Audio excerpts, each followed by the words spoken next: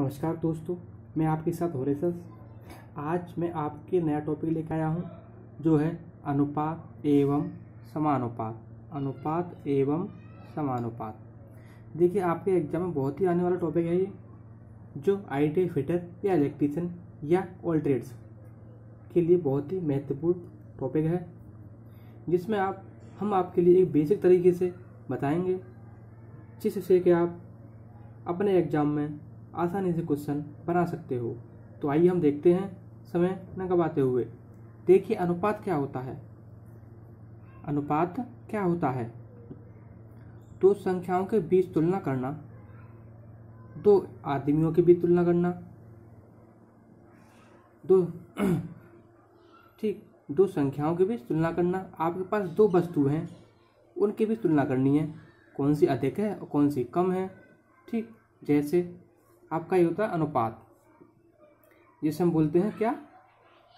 Ratio. अनुपात को क्या बोलते हैं हम? रेशियो। और इसका जो चिन्ह होता है वह होता है इस तरीके का, वह होता है हमारा अनुपात। अनुपात को संख्या में ए अनुपात बी बराबर ए अनुपात बी हम इस तरीके से लिख सकते हैं। रेशियो को हम मूल्यवान रेशियो को हम भाग भी कहते हैं।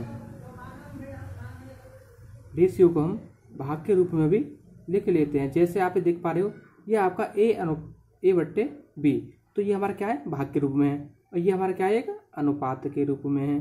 तो इस तरीके से हम ये एक एग्जाम्पल के तौर पे हमने आपको बताया था। रेशियो हमारा इस तरीके का होता है। तो आइए हम जानते हैं अब क्या? समानुपात।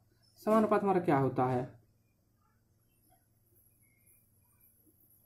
समानुपातों का जो चिन्ह होता है वह आपका इस तरीके का समानुपात का प्रतीक दर्शाया जाता है, जिसे हम बोलते हैं सिंबल। किसका? ये समानुपात का। ठीक, समानुपात होता क्या है, यह बनता कैसे है? दो रेशियो एक साथ आ जाए तो उसे समानुपात कहते हैं। दो रेशियो, एक रेशियो हमारी हुआ और दूसरा रेशियो भी होगा। इस तरीके से दो रेशियो एक साथ आ जाए तो उसे हम समानुपात कहते हैं। जैसे एग्जाम्पल हम ले लेते हैं, ए अनुपात बी बराबर सी अनुपात डी। ये क्या होगा? हमारा समानुपात। दो रेशियो एक साथ आ जाए तो उसे हम समानुपात कहते हैं। यह हमारा रेशियो से ही बनता है समानुपात। ठीक, तो आइए अब हम समय न गवाते हुए चलते हैं क्वेश्चन की तरफ। तो आपको ये दो चीज़ बहुत ही जानने वाली थी जो हम आपके लिए बता चुके हैं। ठीक, तो हम लेते हैं, पहला एक क्वेश्चन लेते हैं। हम एक क्वेश्चन लेते हैं और क्वेश्चन के माध्यम से हम आपके लिए समझाने की कोशिश करते हैं। जैसे कि आप देख पा रहे हो, ए अनुपात बी बराबर 3/4 तथा यह आपके क्वेश्चन आईटीआई प्रीवियस पेपर के क्वेश्चन है, ये जो आपके 17-18 में आ चुके हैं। ठीक, तो हम उन्हीं को आपके लिए हल करवा रहे हैं, जिससे कि आपके आने वाले एग्जाम में आपके लिए सहायता काफ़ी मिले। ठीक, तो बता रहे आपके लिए क्वेश्चन हमारा ए अनुपात बी इजिकल टू 3/4 तथा 3 बी अनुपात सी बराबर 3/5। तो ए अनुपात बी अनुपात सी बराबर क्या होगा? आपके लिए एग्जाम में इस तरीके का एक क्वेश्चन मिलेगा। ठीक, आपको अगर इस तरीके का क्वेश्चन आपने कभी प्रैक्टिस की है तो आप कर सकते हो, प्रैक्टिस नहीं की है तो आप नहीं कर सकते हो। तो आइए हम इसको दो मेथड से निकालने की कोशिश करते हैं, और आपके लिए दोनों मेथड बहुत ही आसान तरीके से हम बताने वाले हैं। ठीक, तो हम आपके लिए ये हमारा का फर्स्ट मेथड। ठीक, तो आइए देखते हैं। फर्स्ट मेथड आप क्या करना है, ए अनुपात बी, तो वो आपके लिए इधर उतार लेना है। ए अनुपात बी बराबर क्या है?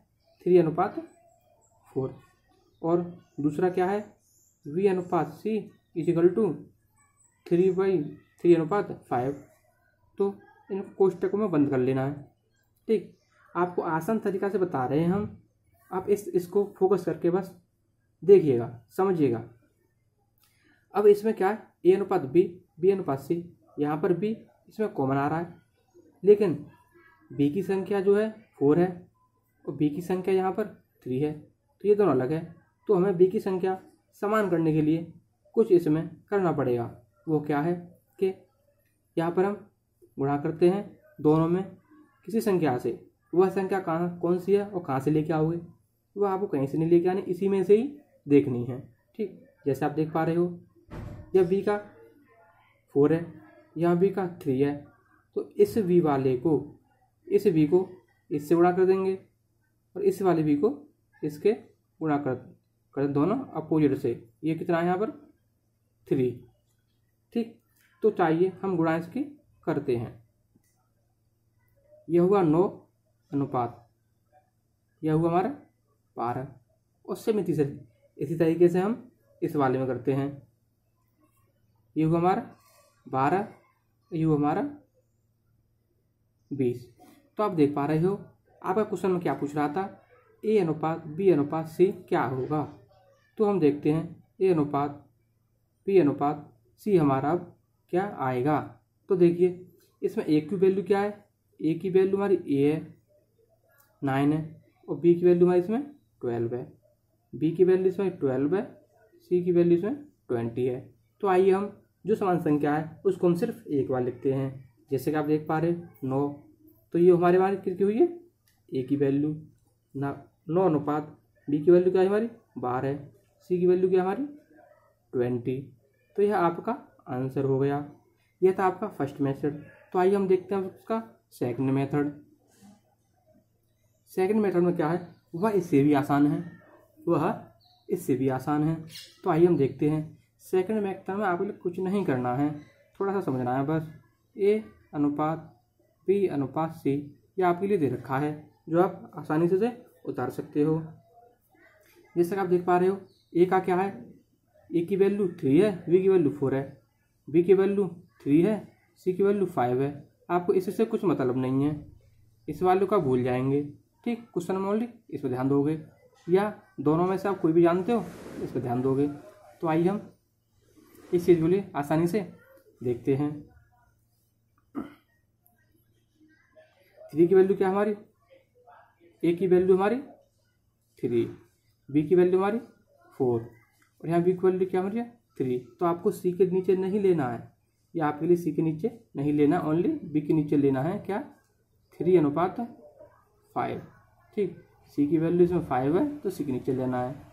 अब आप कहोगे इधर C के नीचे क्या आएगा और इधर सेकंड लाइन में B के नीचे क्या आएगा।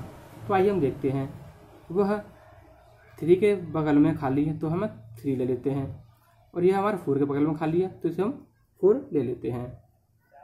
ठीक, अब हम क्या करते हैं, अब इसमें गुणा करते हैं हम। यह हमारे यहाँ 20 हो जाएगा, यह हमारा 12 हो जाएगा। ठीक, और यह हमारा 9 हो जाएगा।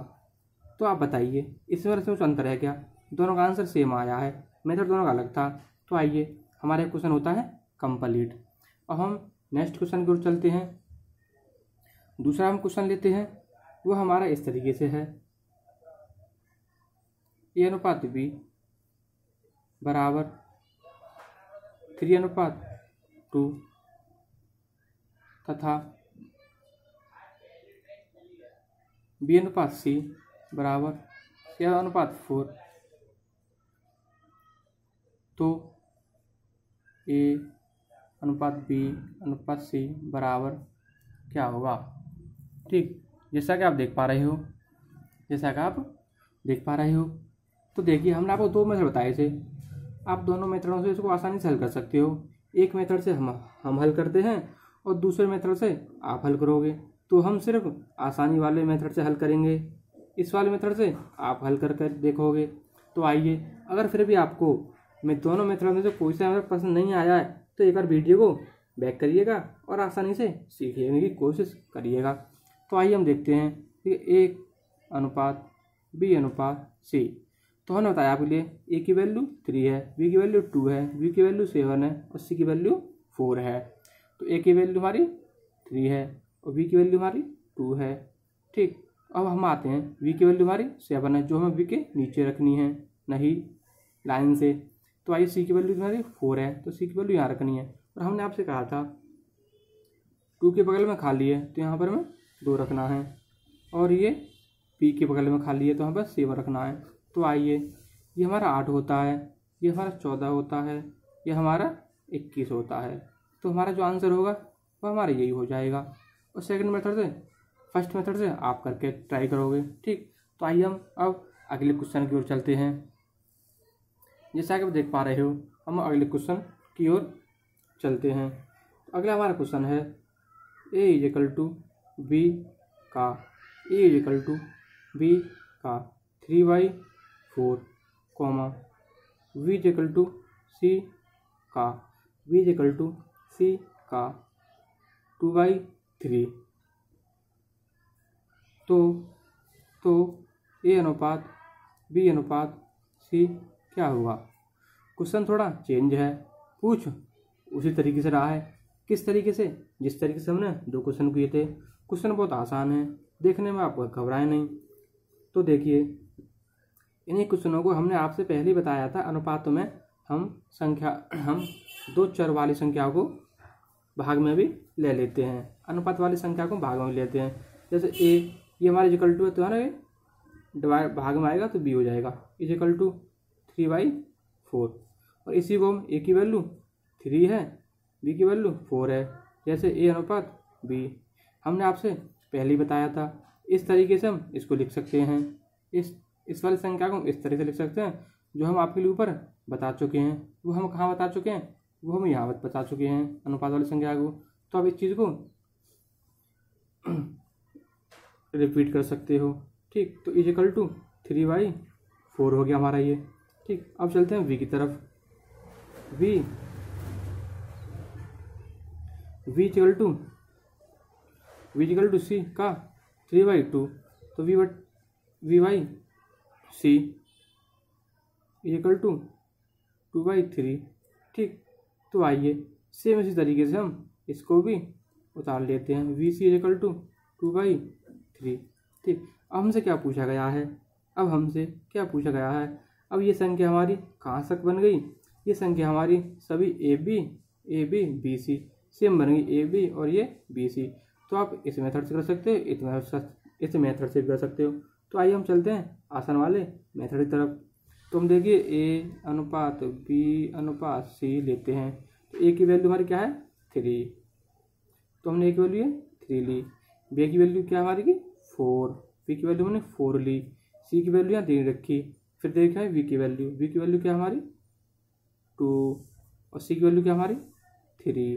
तो हमने आपसे पहले बताया था कि सी के नीचे कुछ भी नहीं है, तो सी के बगल में जो संख्या है 4, तो हम उसको उठा लेते हैं। और बी की वैल्यू हमारी 2 है, तो बी की वैल्यू के बगल में कुछ भी नहीं है, तो हम क्या कर लेते हैं? 2 ले लेते हैं। तो आइए अब इसे हम गुणा कर देते हैं। जो आप देख पा रहे हो, ये हो गया 12, ये हो गया हमारा 8, ये हो गया हमारा 6। चाहो तो आप इसे आसान भी कर सकते हो, दो से डिवाइड करके। ये आपका आंसर आ गया। ठीक, इसमें कुछ भी अधिक कठिन तो नहीं था। तो आइए हम देखते हैं नेक्स्ट क्वेश्चन की ओर चलते हैं। अब हम नेक्स्ट क्वेश्चन में हमारे लिए क्या दे रखा है?